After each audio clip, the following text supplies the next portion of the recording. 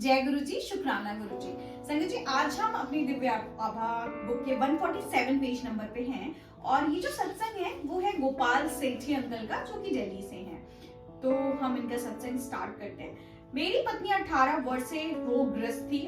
1982 में उसके शरीर की गांठें उभर आई थी, जिनमें तपेदिक रोग के कीटाणु थे। अति क्षीण काया और तीव्र औषधियों के कारण उसे भिन्न प्रकार के रोग होने लगे। उदर का नासूर, पित्ताशय की पथरी, अंत्रवृद्धि, कर्ण अर्बुद, गर्भाशय के रोग आदि। हमने हर प्रकार की चिकित्सा कर ली, एलोपैथी, होम्योपैथी, आयुर्वेदिक, यूनानी, यहाँ तक कि रेकी भी, परंतु सब प्रयास विफल रहे। उसके शरीर पर नए रोग प्रकट होते रहे। 1987 और 1999 की अवधि में उसकी 5 बड़ी शल्य क्रियाएं हुई। उसकी भूख समाप्त हो चुकी थी। वो कभी पूरा भोजन भी नहीं कर पाती थी। उसकी श्रवण शक्ति आधी रह गई थी। ऊपर से ज्योतिषियों की भविष्यवाणी के अनुसार उसका जीवन इतना ही था। परिवार में सब निराश थे। आशा की कोई किरण दिखाई ही नहीं दे रही थी। ऐसे समय में गुरुजी के रूप में ईश्वरीय कृपा प्राप्त हुई। उनके बारे में हमें एक पारिवारिक मित्र ने बताया और 20 फरवरी 2000 को उनके प्रथम दर्शन हुए। संगत के उस पहले दिन ही शांति प्राप्त हुई और हम आश्वस्त हुए। चिकित्सकों के अनुसार मेरी पत्नी को किसी भी प्रकार के तेल की चुटकी भर मात्रा से अधिक और मसाले वाला भोजन निषिद्ध था। उसे 8 बजे से पूर्व भोजन करना होता था। संगत में गुरुजी ने 9 बजे उसे मुट्ठी भर शुद्ध घी से बना हुआ कड़ा प्रसाद दिया और 1 घंटे के उपरांत हमने लंगर किया, जिसमें मसालेदार भोजन था। घर लौटने पर हम सोच रहे थे कि होने वाली यातना को वो कैसे सह पाएगी। घर पर 7 बजे भोजन करने पर भी वह व्याकुल रहती थी और आधी रात तक उसे नींद नहीं आती थी। परंतु उस दिन 20 फरवरी को घर पहुंचकर वो मानो घोड़े बेचकर सो गई। उस दिन से वो बिना किसी परेशानी के सामान्य पूजन करती आ रही है। मार्च के प्रथम सप्ताह में महाशिवरात्रि को हम पहली बार बड़े मंदिर गए। गुरुजी का आशीर्वाद, उनका प्रसाद और लंगर करते ही सब रोग विलीन हो गए। उसे शरीर में एक अद्भुत स्फूर्ति और ताजगी का अनुभव हुआ। कुछ दिन पश्चात हम फिर चकित हुए और उसने कहा कि टीवी का स्वर बहुत अधिक है।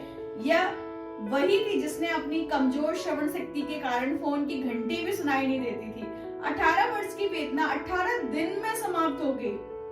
कहने का तात्पर्य यह नहीं है कि गुरुजी को कृपा करने के लिए अतिरिक्त समय की आवश्यकता होती है। वह तो सदा वृष्टि कर रहे होते हैं। हम योग्य होने पर ही उसे ग्रहण कर सकते हैं। इन महापुरुष के पलक झपकते ही सृष्टि की रचना अथवा इति हो जाती है। अनगिनत आत्माएं शरीर रूप ले लेती हैं और त्याग देती हैं।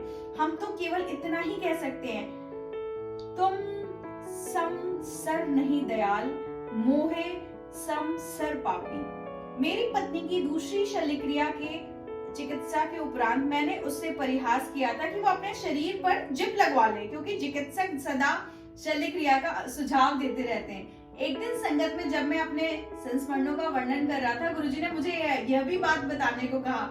उन्होंने उन्हीं शब्दों का प्रयोग किया जिससे मैं अपनी पत्नी से आपसी वार्ता में 10 वर्ष पहले किया करता था। गुरुजी ने अपनी सर्वज्ञता कभी कभी अचानक प्रकट करते हैं। मेरी बड़ी बहन जब दूसरी बार गुरुजी के दर्शन कर रही थी तो उन्होंने कहा कि वो इसकी अत्यंत पुरानी भक्त है। मैं सोच रहा था कि ये कैसे संभव है।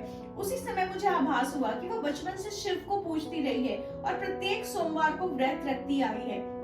यह एक अति महत्वपूर्ण क्षण था। गुरुजी ने अपनी वास्तविकता बताई थी। गुरुजी की शरण में यह जीवन पूर्ण रूप से परिवर्तित हो चुका है। गुरुजी ने सब भविष्यवाणियों को असत्य सिद्ध कर दिया है और मेरी पत्नी को नव जीवन प्रदान किया है। मुझे प्रतीत होता है कि हम कबीर से भी से अधिक भाग्यशाली हैं। वह तो गुरु और गोविंद दोनों में से एक के चरण स्पर्श करने की दुविधा में थे। हमारे लिए तो गुरु ही गोविंद है। यह संगत स्वयं प्रभु के चरणों में बैठकर अत्यंत गौरवान्वित है।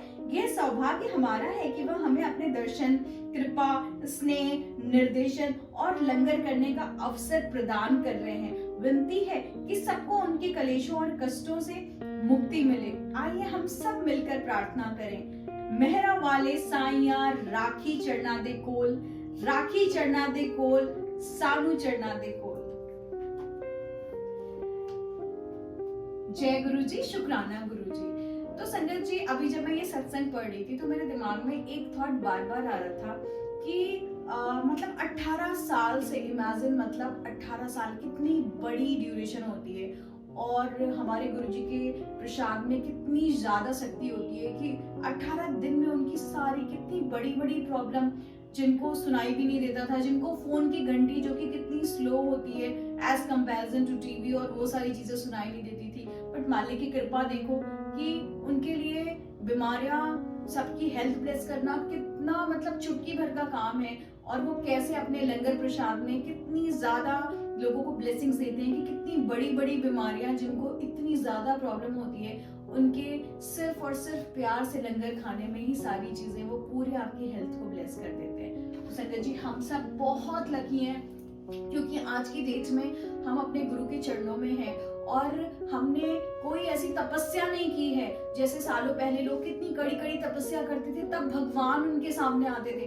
बट हम सब के कर्म कैसे, कितने हम कितने सब भाग्यशाली हैं, हम सारे गुरुजी वाले कितने भाग्यशाली हैं कि गुरुजी ने हम सब का हाथ पकड़ा हुआ है। हम सब लोगों को वो इतना प्यार करते हैं कि हम सबकी एक ही सोच होती है ना कि हाय गुरुजी, मैं तो आपको किसी से नहीं बांट सकती। मेरे मन में हमेशा ये थॉट बहुत ज्यादा आता है कि गुरुजी तो हमारे ऑब्वियसली हम सबके हैं, बट कहीं ना कहीं हमें वो इतना प्यार करते हैं ना कि लगता है कि बस हमारी तो दुनिया यहीं से शुरू होती है और यहीं पे खत्म होती है। कितने प्यारे हमारे मालिक हैं। जय गुरुजी, शुक्राना गुरुजी।